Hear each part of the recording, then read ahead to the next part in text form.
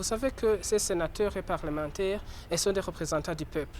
Ça veut dire que toute question qui touche à la population et même aux enfants, ça doit les interpeller. Et comme ce sont eux qui votent les lois, ils doivent être conscientisés et sensibilisés sur une nécessité d'une loi quelconque. Et aujourd'hui, avec le besoin d'adoption d'un code de protection de l'enfance au Burundi, on a besoin que ces sénateurs et parlementaires soient imprégnés des notions des droits de l'homme, spécifiquement en rapport avec la protection des droits de l'enfant, pour que le jour venu, ils soient les défenseurs de cette loi et qu'ils puissent voter en sachant exactement la nécessité et l'impact positif que cette loi aura sur la condition ou la situation des enfants au Burundi. Et je dois souligner que ce ne sont pas les victimes qui doivent toujours saisir la CNIDH, même si ils en ont la possibilité.